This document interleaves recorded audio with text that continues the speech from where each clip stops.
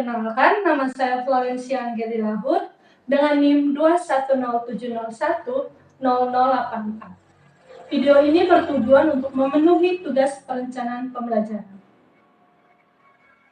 Nah, pada video kali ini, saya akan membahas sebuah topik yang sangat menarik, yaitu perkembangan siswa sebagai subjek belajar dan bagaimana penerapan aspek perkembangan dalam proses pembelajaran.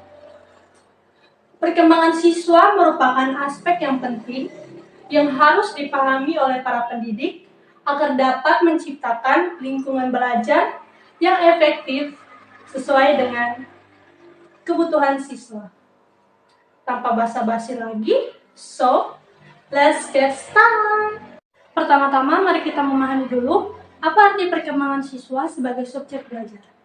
Ini merujuk pada bagaimana siswa mengembangkan pemahaman, keterampilan, dan minat mereka dalam proses pembelajaran. Setiap siswa memiliki cara belajar yang unik. Beberapa lebih responsif terhadap pendekatan visual, sementara yang lain lebih suka belajar melalui pendekatan auditif atau kinestetik. Jadi, penting bagi guru untuk dapat memahami gaya belajar siswa mereka agar dapat menyajikan materi pembelajaran dengan cara yang paling efektif. Guru dapat mengadopsi berbagai strategi dan metode pengajaran yang beragam, seperti menggunakan gambar, audio, dan pengalaman praktis untuk membantu siswa belajar dengan cara yang sesuai dengan gaya belajar mereka. Siswa bukanlah hanya objek yang menerima pengetahuan, tetapi mereka juga merupakan subjek aktif yang memiliki peran dalam proses pembelajaran. Mereka memiliki keunikan dan potensi yang berbeda-beda dalam memahami dan mengaplikasikan pengetahuan. Oleh karena itu, penting bagi kita untuk memahami dan menerapkan aspek-aspek perkembangan dalam pembelajaran mereka. Nah, selanjutnya kita akan menjelajahi setiap aspek perkembangan siswa dalam melihat bagaimana aspek-aspek ini dapat diterapkan dalam proses pembelajaran. Jadi, mari kita mulai dengan aspek pertama. Aspek pertama yang akan kita bahas adalah perkembangan kognitif, di mana perkembangan kognitif ini melibatkan kemampuan siswa dalam berpikir, memproses informasi, dan memecahkan masalah. Dalam pembelajaran, kita harus memilih strategi pembelajaran yang sesuai dengan tingkat perkembangan kognitif siswa. Setiap siswa memiliki tingkat perkembangan kognitif yang berbeda-beda, dan sebagai pendidik, kita perlu menyediakan pengalaman belajar yang sesuai dengan tingkat perkembangan mereka, menggunakan metode pengajaran yang beragam.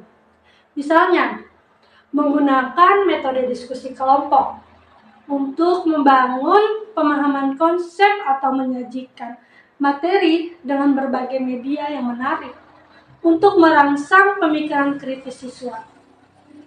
Selain perkembangan kognitif, penting juga bagi kita untuk memahami aspek perkembangan sosial dan emosional siswa.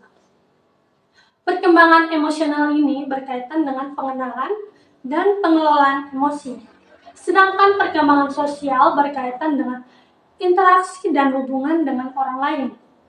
Kedua aspek ini sangat penting dalam proses pembelajaran karena siswa memiliki emosional dan hubungan sosial yang baik, itu akan lebih mudah belajar dan beradaptasi di lingkungan sekolah. Guru dapat menciptakan suasana kelas yang aman, mendengarkan siswa, dan mendorong kolaborasi antar siswa untuk memfasilitasi perkembangan emosional dan sosial yang positif.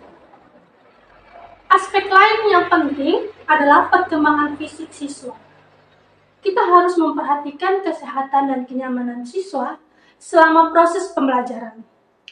Pastikan mereka memiliki lingkungan yang aman dan nyaman, serta jeda yang cukup untuk bergerak dan beristirahat.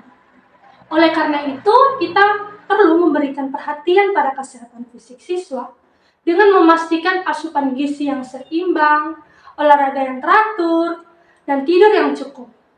Dalam konteks pembelajaran juga, kita dapat mengintegrasikan aktivitas fisik ini dalam proses pembelajaran, seperti bermain permainan yang melibatkan gerakan dan mengadakan sesi olahraga singkat sebelum memulai pembelajaran. Nah, yang terakhir tetapi tidak kalah pentingnya adalah perkembangan moral dan nilai-nilai siswa. Pembelajaran tidak hanya tentang memperoleh pengetahuan akademik, tetapi juga tentang membentuk karakter dan sikap yang baik.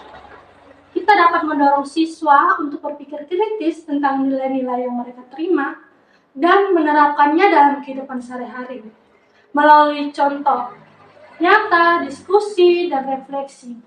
Jadi siswa dapat belajar menjadi individu yang bertanggung jawab dan memiliki integritas.